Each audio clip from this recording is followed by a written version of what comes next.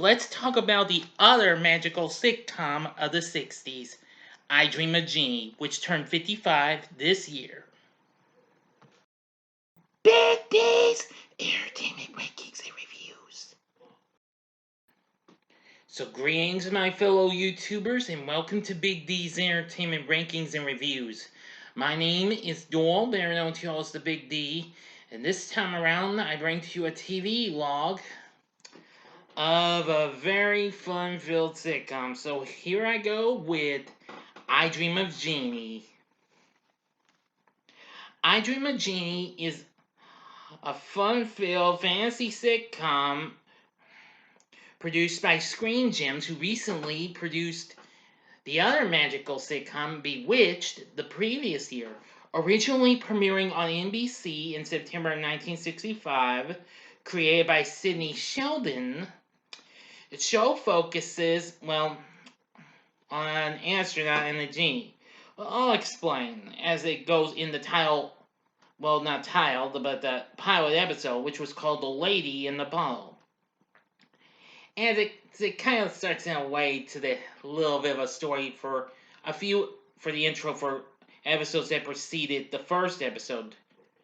But not all of them, but just for a few of the first season episodes. Once upon a time, in a mythical place called Cape Kennedy, an astronaut named Tony Nelson was preparing to go on a big, well, space flight. Now, Tony Nelson, who was played by the late great Larry Hagman, who this was a ways before he played a certain J.R. Ewing on Dallas, well, he's about to go, well, he's on a one-way space flight when his one-man capsule called the Stardust One comes down, because as a missile he would have went up, but something went wrong and they had to bring it down. So his capsule ended up on a deserted island in the South Pacific. Well, where Tony's already put an SOS in the sand. Well, ran it out anyway. And where he found a ball. Well, at least it looked like one, but it didn't quite exactly act like one. Oh, excuse me. Anyway, once he rubs the ball after removing its stoppers, smoke starts shooting out, and a genie appears. Well, not your average ordinary genie, but a beautiful genie who could grant any wish. That genie is played by Barbara Eden, who is the only star of the show surviving to this day. Yes. Boy, well, lays one on Tony and really shocks him. Well, he's really surprised by this. Well, they can't understand each other until Tony expresses his wish that Jeannie could speak English, which she then does. Well, apparently, after he tries to get her to conjure up a plane and then a boat, it just conjures up a hawk and a Viking ship or something. Oh, wow. It looked like a Viking ship, but I may be wrong. But anyway, of course she blinks. Yep. Or later on and I laugh every time that occurs. And soon, when Tony wants Jeannie to conjure up a helicopter, she actually does. And Tony is so grateful. He tells Jeannie that she's free. Well, but Jeannie, who has fallen in love with Tony at first sight after she's been trapped in a ball for 2,000 years, re-enters her ball, and unbeknownst to Tony, rolls into his duffel bag so she can accompany him back home to Cocoa Beach. Yeah, because she didn't want to be free. She wanted to have some fun with Tony. So, anyway, and as she returns one to his home, this gal in the ball plays Spin the Astronaut. Apparently,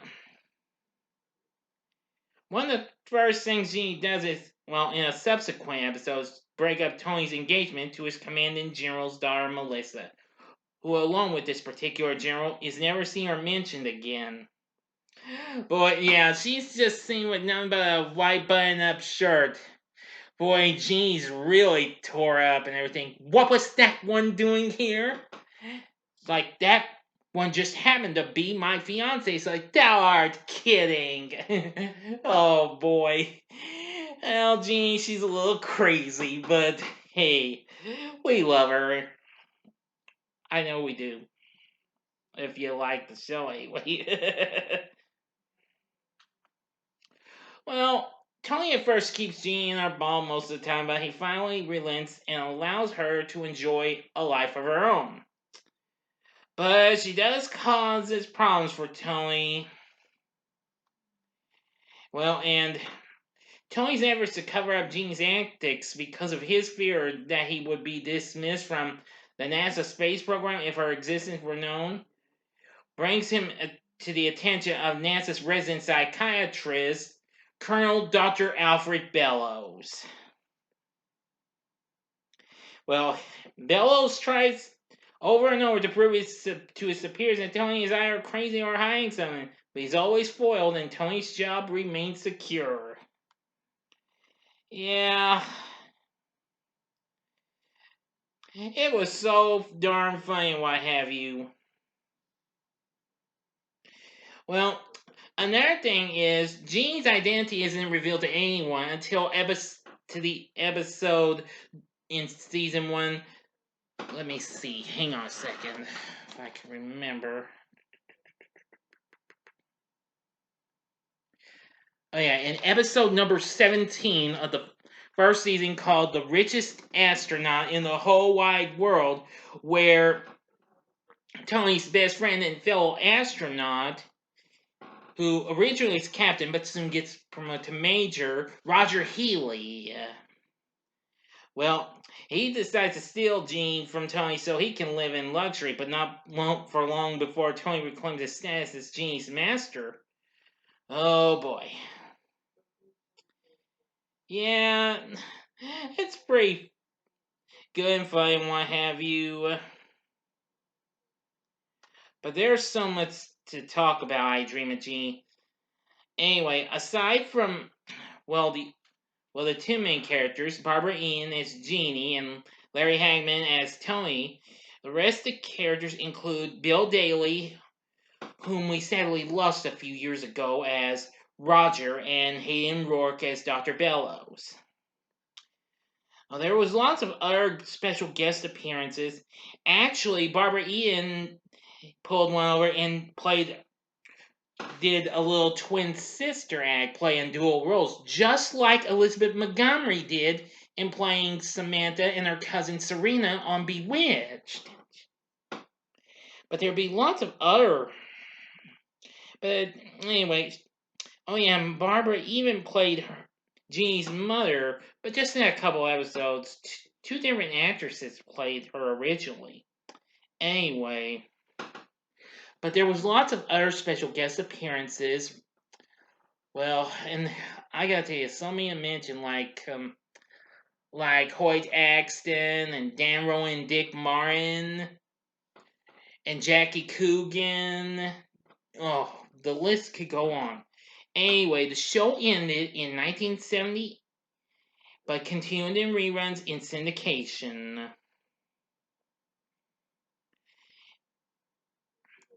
Anyway, there will be 2 post-TV movies as well, as a matter of fact. Let's see here. Now, Eden actually did appear in both of these.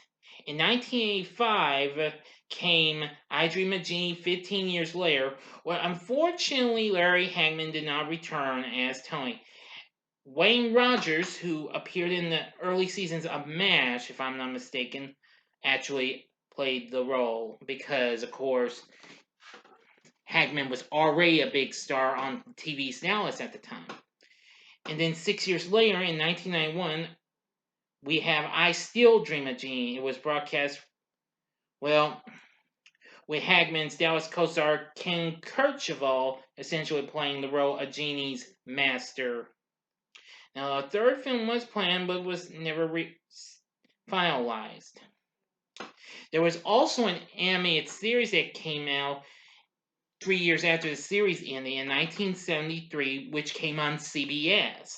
Produced by Hanna-Barbera along with Screen Gems, who, of course, helped and co-produced, and distribute some of their earlier series like The Flintstones and what have you. Of course, Jeannie was more of a redhead and was voiced by Julie McWhirter, and it's joined by her Jeannie and trained colleague Babu, performed by former Three Stooges member Joe Besser, as the starring events of a high school student surfer named Corey Anders, voiced by Mark Hamill, long before he voiced a starring Luke Skywalker.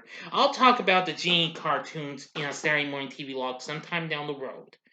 But even so, I love I Dream of Jeannie. I haven't watched it a whole lot. I have watched a little bit of it today, as I have the complete series of it.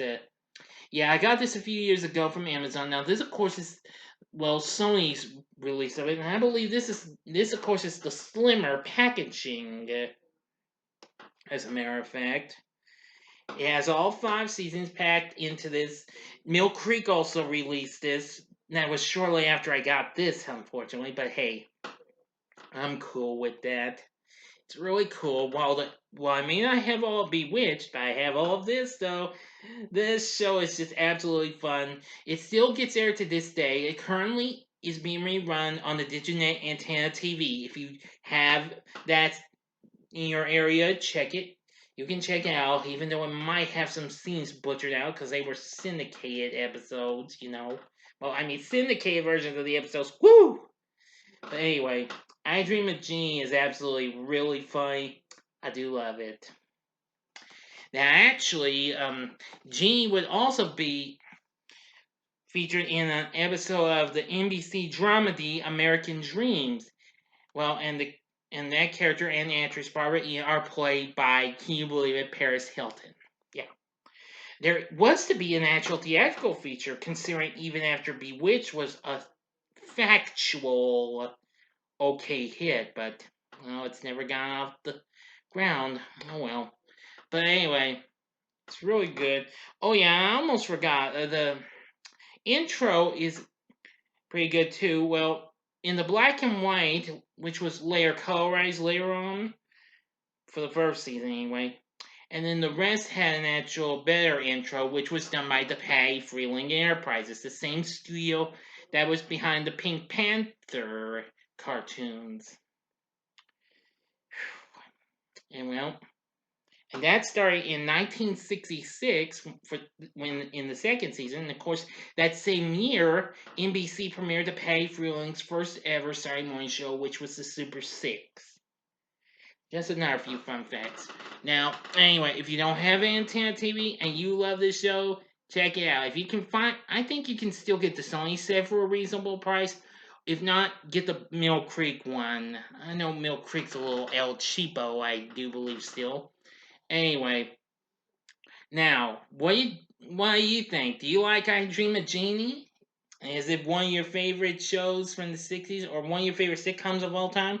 Please tell me in the comment section below. If you like this video, click the like button below, subscribe to my channel as well, and be a part of the Big D Nation.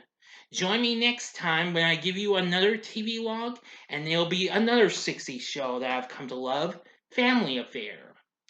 So, thank you very much for watching, and if you like this, you can check out some of these other fun-filled vids. In the upper left-hand corner is my I give a Saturday morning TV log last, my bad.